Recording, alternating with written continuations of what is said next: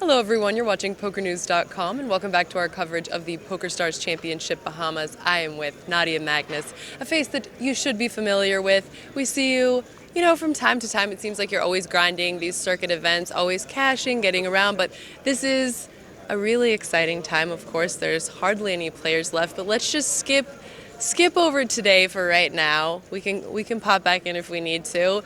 I wanted to talk to you, first of all, a little bit about, you said in this tournament maybe 2 days ago that you misread a hand but then ended up doubling up, so I wanted to get the story behind that. Well, this is actually probably the funniest hand that I've ever played, and actually I never could have expected such a terrible mistake from myself, but I guess we're all human. I get transferred to a new table, and I've been lately wearing sunglasses for whatever reason. Just, it's cool, I guess, even though some other players don't consider it cool, but I like it. And I was sitting in seat 1, and usually either seat 1 or seat 10 or 9, that is. It's not necessarily the seat where you could see the best. Yeah.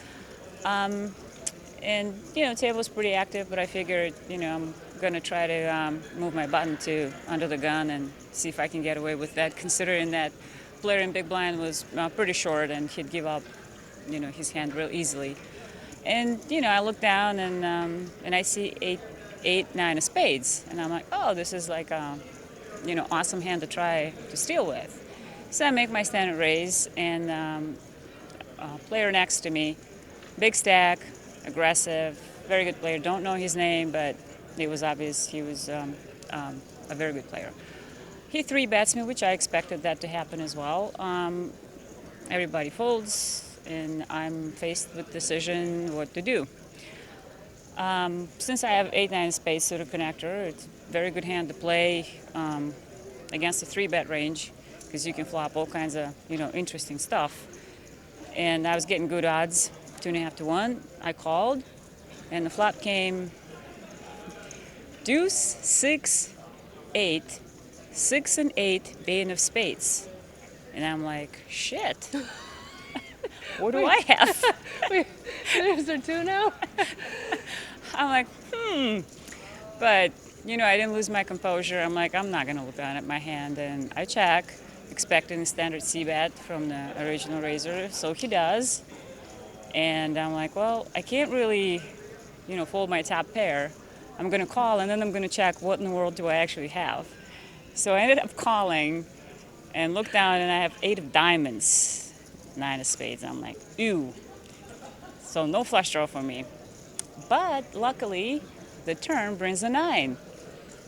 And I'm like, oh, I guess getting old and not seeing well actually helps.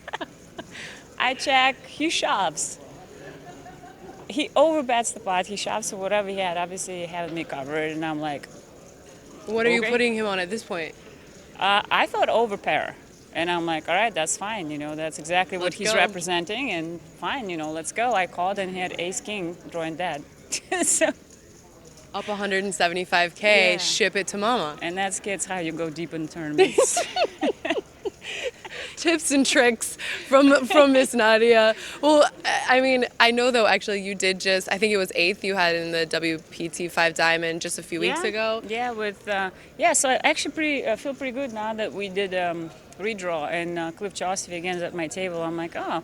On your direct left? Last time you dragged me to the final table at WPT 5K, maybe you'll do it again. These So, two, we'll see. running hot. Well, yeah, he already doubled me up yesterday, so why not today? Well, I know you said you're short right now, but we will definitely be wishing you luck. It's a couple double ups in the world is Oh, new. even one's good. Yeah. Let's not I'll get take greedy. one. Let's Yeah, not right. get greedy here. Let's just get one, and we'll go from there. Well, it's great to see you. It's great to see you off to such a good start this year. We always love to see you, on the circuits, and we hope to see you more. Nadya Magnus, KGB, if you guys don't remember. Sarah Herring, you're with us on PokerNews.com.